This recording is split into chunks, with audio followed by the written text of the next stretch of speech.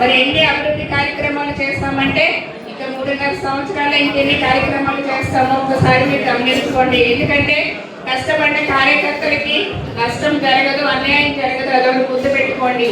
ఎందుకంటే ఈ రోజున కమిటీలో ఉన్నటువంటి అందరికీ కూడా నేను అభినందనలు తెలియజేస్తున్నా. మీకు అందరి మీద చాలా బాధ్యత ఏర్పడింది. తెలుగుదేశం పార్టీ అంటేనే ఒక గర్వం. ఆ పార్టీలో ఒక పదవి రావడం అంటేనే ఒక అదృష్టం, ఒక ఉద్యోగం కింద భావిస్తాం. కింద స్థాయి నుంచి పై స్థాయి వరకు, బూత్ నుంచి రాష్ట్ర స్థాయి వరకు ఒక పదవి ఉందంటే అది మనకి చాలా ఒక బాధ్యత, ఒక గౌరవం, ఒక గర్వంగా ఫీల్ అవుతాం. ఒక గవర్నమెంట్ జాబ్ లా ఫీల్ అవుతాం. ఒక ఐడెంటిటీ కార్డు వేసుకుంటే మనకు ఒక తెలియని శక్తి వస్తుంది.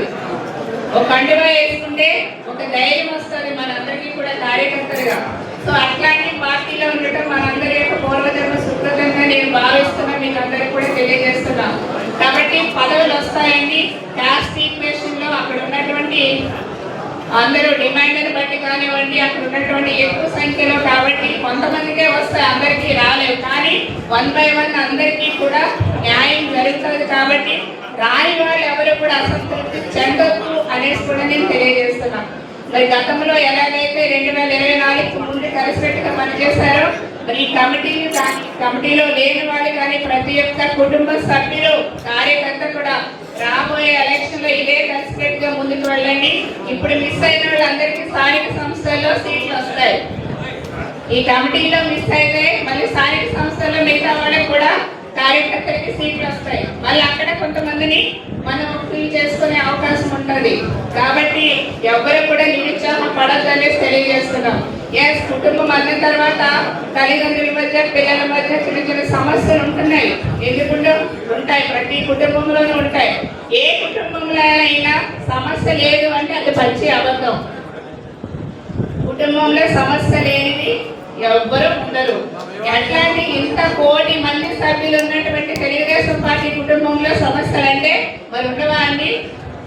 ఎంతో మంది అన్ని సామాజిక వర్గాలే కలిసి ఉంటాయి కాబట్టి సమస్యలు ఉంటాయి. దాన్ని మనం కలిసి కూర్చుని పరిష్కరించుకుందాం. ఎందుకంటే అందరూ మనమే. తిట్టుకున్నా, కొట్టుకున్నా, మంచైనా, చెడైనా, సంతోషమైనా, బాధైనా, కష్టమైనా మనమే అక్కడికక్కడ మనం వదిలేస్తున్నాం. ఎందుకంటే ఒక ఇన్ఛార్జిగా తోట సీతారామలక్ష్మి గారు 70 సంవత్సరాలు పైచిలు చేస్తున్నారంటే ఆమె వయసుకి మనం గౌరవించుకోవాలి, ఆమె ఓపికకి మనం గౌరవించుకోవాలి, ఆమె శ్రద్ధగా తిరుగుతున్నందుకు గౌరవించుకోవాలి. ఎందుకంటే శిరస్సు వచ్చి పాదాభివందనం చేస్తున్నారు ఆవిడికి. ఎందుకంటే ఒక మహిళ అయినా కూడా ఆమె మీద అటెంప్ట్ మద్దతు పెట్టారు. లోకేష్ గారు పాదయాత్ర వస్తుంటే ఈవిడ మీద పెట్టారంటే చాలా సిగ్గుచేటు గత ప్రభుత్వంలో. అలాగే ఆమె పార్టీ కోసం చేస్తున్నారు. ఇన్ని సంవత్సరాలు మున్సిపల్ చైర్మన్ నుంచి ఇప్పటి వరకు కూడా చేస్తున్నారు. అదే కోళ్ళ నాగేశ్వరరావు గారి మీద పెట్టారు కేసు. మరి ఈ వయసులో కూడా పార్థసారథి గారు ఎక్కడికైనా వస్తారు. సీతారామలక్ష్మి గారికి కానీ, పార్థసారథి గారు కానీ, అతను వాళ్ళ చూసి వాళ్ళకి ఇన్స్పిరేషన్. నిజంగా భీమవరం నియోజకవర్గంలోనే కదా రాష్ట్రంలోనే చూస్తున్న వీళ్ళిద్దరిని చూసి మాలాంటి వాళ్ళకి, మనలాంటి వాళ్ళందరికీ కూడా ఇన్స్పిరేషన్ అని కూడా నేను సభాముఖంగా తెలియజేస్తున్నా. అలాగే వేరే చంద్రశేఖర్ మీద రౌడీ షీటర్ ఓపెన్ చేశారు.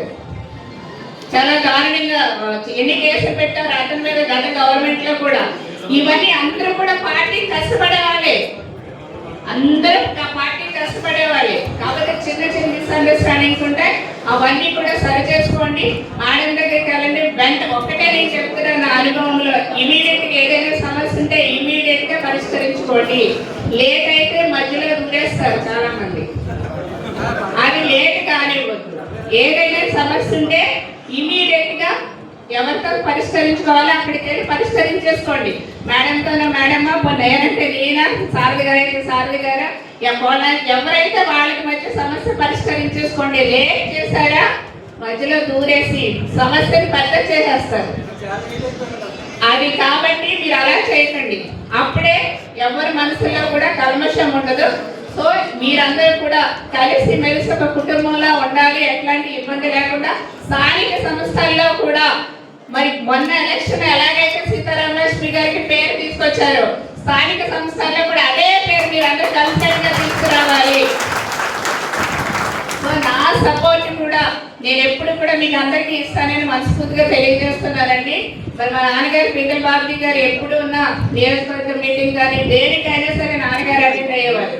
కానీ నేను నియోజకవర్గ మీటింగ్కి నేను ఆచంట చింతలపూడి చేస్తున్న వల్ల ఇక్కడికి వచ్చేది తక్కువ, ఎక్కువ ఉండేదాన్ని కాదు. నాన్నగారు వచ్చేవారు కాబట్టి నాకు కొంచెం పరిచయాలు తక్కువైంది. ఈ మధ్య నన్ను భీమవరం అంటే నర్సాపూర్ పార్లమెంట్కి ఇచ్చారు కాబట్టి ఎక్కువ రావటం జరుగుతుంది కాబట్టి అందరూ పరిచయం అవుతున్నారు. ఈ విధంగా మిమ్మల్ని అందరినీ కలుసుకోవటం సంతోషంగా ఉంది. ఏదేమైనప్పుడు కూడా మనందరి ధ్యేయం పార్టీని ముందుకు తీసుకువెళ్ళటం.